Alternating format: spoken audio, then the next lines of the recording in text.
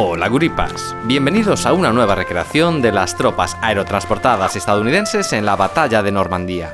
En esta ocasión os proponemos acompañar a paracaidistas de la División 101 en la víspera del día D antes de embarcar para saltar sobre Francia.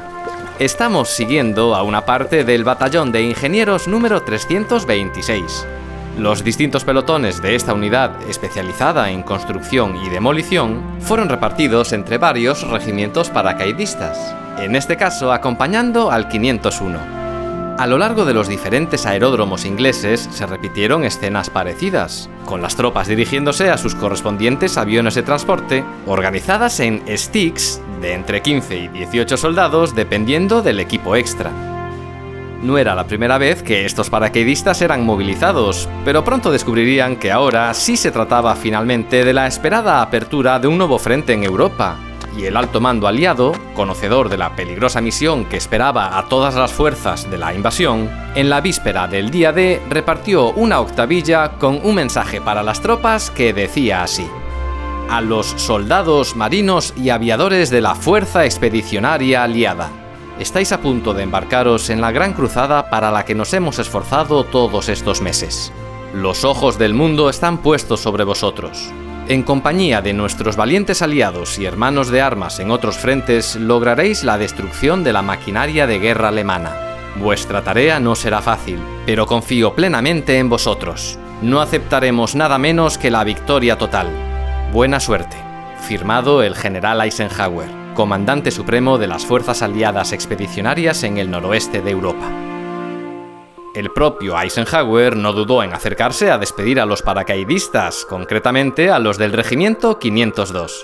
Estas imágenes, tomadas durante la tarde del 5 de junio, muestran al famoso general muy distendido, pero en realidad, tanto él como el resto del mando aliado estaban muy preocupados, ya que preveían que los paracaidistas sufrirían un gran número de bajas durante el día D.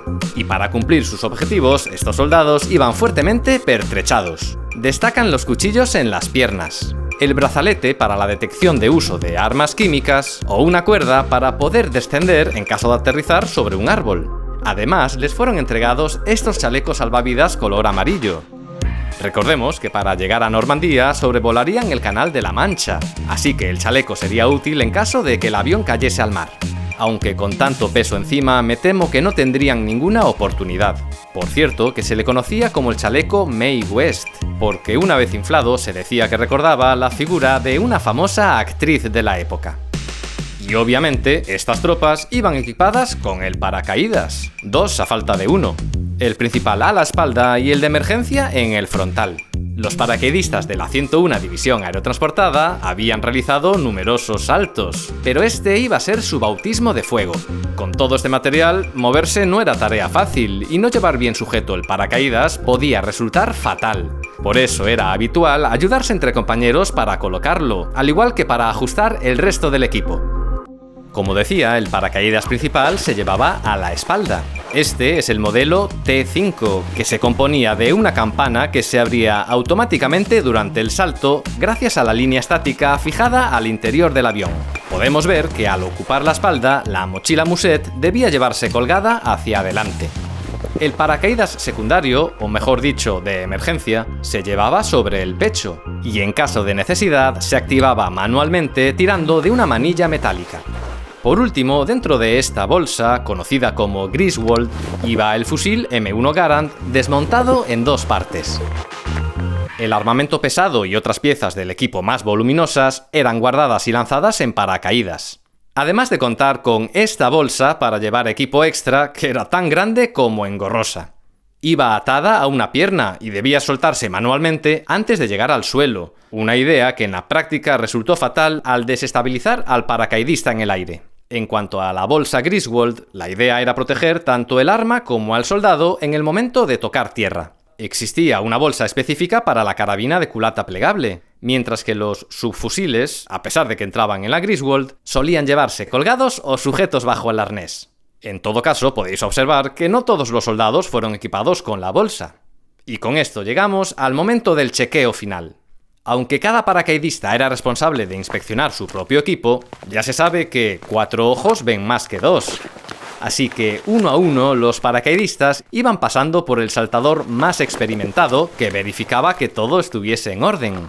Y tras esto le entregaba la línea estática al soldado. Había llegado la hora. Era el momento de embarcar rumbo a Normandía.